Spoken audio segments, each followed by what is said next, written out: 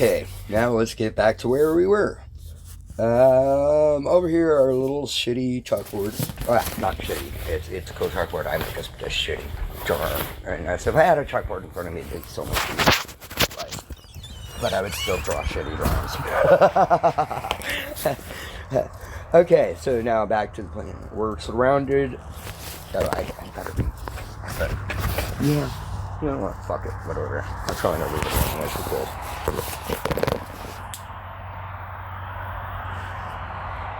Okay. Now, back to the. We got neurons surrounding us. We're in the brain, in a little cluster of the brain that's surrounded with neurons. We got neurons surrounding us all over the place. Now, let's go ahead and take some of those neurons all the way around our quantity space. And let's say, okay, we want to go out a certain distance, and we only want to get the neurons within that certain space, and we want to shut off all the neural activity to that fucking space. Okay, so, but we don't want the neurons to die. We want the neurons to still be able to function. We just want to change the rate at what those neurons do. So they act as almost as electrons, for example. Okay, so now what we're doing is we basically shut off all these, and we have all of these neurons that we can feed paths to. Well, what do you have in a circuit board? You have paths. Okay, so now we're also changing the rate of speed which the neurons fire through, because the brain's going neuronal activity all the way around it. Everywhere around it, no activity's just screaming and beaming and doing its own fucking thing. But those paths hit, and instead of we're not going to kill them off, what we're going to do is we're going to change the rate within them in order to act as a circuit board. We're going to change the paths within them to act as a circuit board. So they actually, 1 minute they're blocked, but then the next minute they're not blocked. And when you get yourself a giant fucking area of space that now becomes a whole different reshapeable chamber or hyper circuit board, which you can control in any ways utilizing coding frequency. Because frequencies have activity, and you utilize the coning method to cone it down to a level that can affect singular neurons within a space. And you utilize specific hyper advanced technologies that we can pop out in the next fucking day or two. And if we had, well, as far as the prints and shit, everything schematics, all that shit, but it might take a couple hours. Well, this one, but the actual technology itself, it took a little bit to build, and you get a little bit of funding and shit. If you could fund it, it would be super fucking easy. Point being is to create a fucking moldable, changeable circuit board where you could fucking basically control all parts of it and create and turn it into, a multitude of different circuitry sets for different reasons. You basically turn the brain, part of the brain, a little subcluster of neural activity, into something else. Now, you figure out how neural activity affects the brain, it affects imagery, it affects, everything that comes in. And you're able to inlay, let's say images. There was a guy who was working on taking images from the brain and putting them on TV. That guy was onto something, obviously. If we had any fucking decent resource at all, he's fucking definitely on something. So that technology does exist. So, getting hold of that, getting hold of the company, and whatever you gotta do, not a big deal. And if it is a big deal, you figure out it's patent, it's research, and then you go and make a fucking deal. That's why I'm doing the business, so that way I have enough funds to be able to do all that shit. Then if someone else we can do all that shit anyways. Point being is basically understand research behind that and work with them to or work with the understanding of the conceptualization to be able to utilize it so that way you can implant images subconsciously into the brain. Also, you could affect subconscious audio, making people hear things, see things once you get good enough. And that's from any point in space. So depending on the equipment that you have, if you were to have a big ass massive fucking system, well, you could fucking do it in hypergrass location. But we're also going to do another thing. Now, if you have, let's say you have here, oh wait, shit, I'm always doing this much. It's because I do that a lot with my art. I smudge my art because I just process it real quick. But I use it and I'm like, basically go like that and go like that, just depending on the thing that I'm doing. Anyways, I'm gonna fucking get up on a billion different conversations here. Let's say you have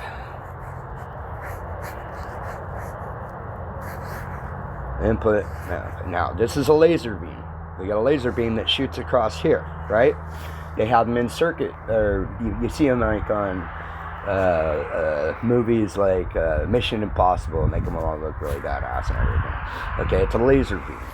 You trip that laser, and that connection breaks, and it automatically sends a signal that somebody's been walking through that area. You know, it's just a laser beam. They got them for security reasons. So you put it up on a door, and you block the whole door. Somebody walks through the door, you'll automatically know, right? Now, let's understand for a second that light wave, or that light beam, can go in one direction, right? Now, if we were to cut it off, it wouldn't do nothing to this other side. It wouldn't have any way to tell this other side that that's been tripped if there's nothing over here.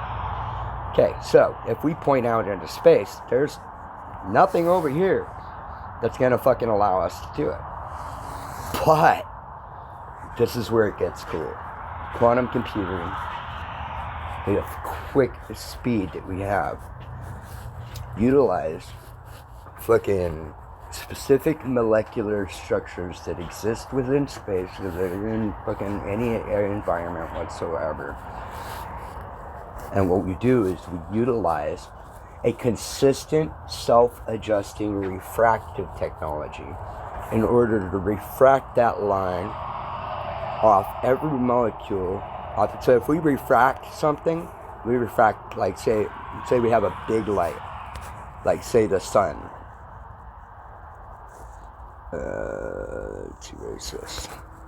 So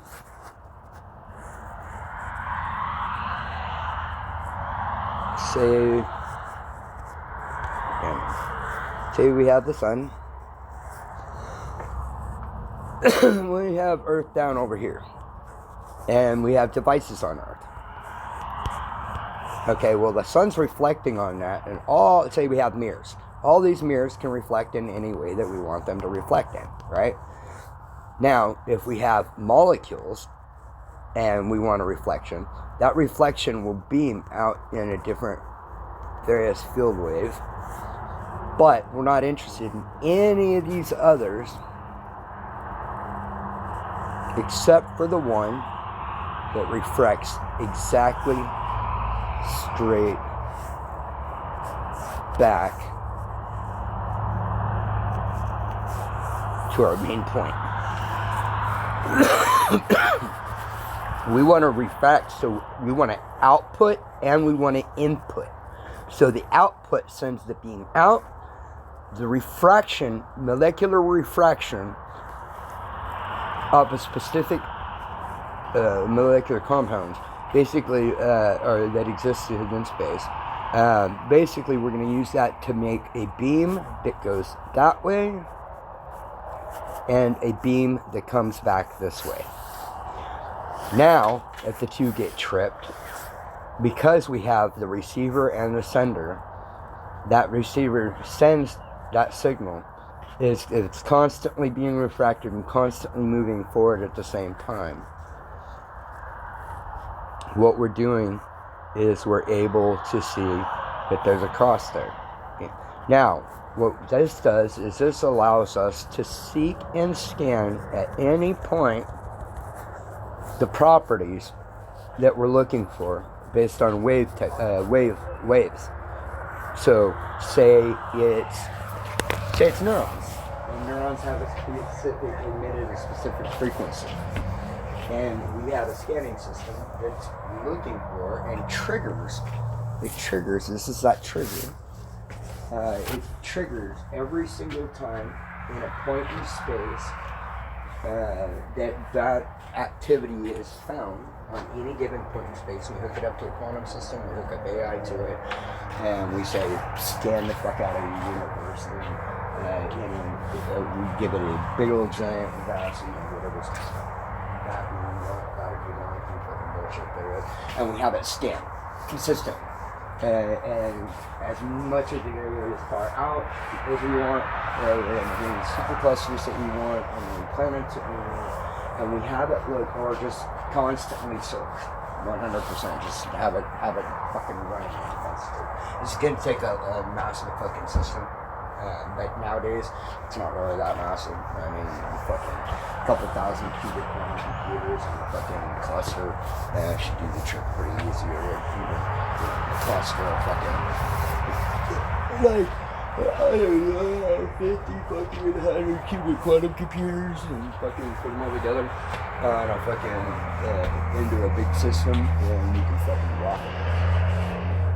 Basically what you're doing is you're looking for other neurons, or other neural activity, or other patternization of neural activity that mimics similar to our own brain patterns and how they work. If you're searching for that and you find it, guess what? You just found life similar to you. Now, if you also scan at the same time other species that exist, neural activity, and you start fucking mapping out all that shit, and you get a fucking range on that, you can also have it search for those attributes on the list. And if it finds those attributes too as well, guess what? You just found that fucking species or something similar to that species. So what we're doing is we're looking for a specific range of attributes that will tell us where life is consistent. Because we can put it out 100 billion light years away or right next to each other instantly, that means we can map any fucking point that we want whatsoever, which allows us to tell us where the species exists. Once those species are found and exist, it can be auto-recorded onto a registry of that planetary system, where it's at, on that planet, where it's at, or where the fuck it is at in the area of existence. Now, those auto-mapping will automatically show us those. Once we see those, we can actually take a look and say, okay, we found neural activity. Is it one of just happenstance, or is the surrounding have a colony? Did you have activity? So you look for more, and you understand. When you start tracking those, and that'll tell you if they're moving around. If they're moving around, well, guess what? You have life.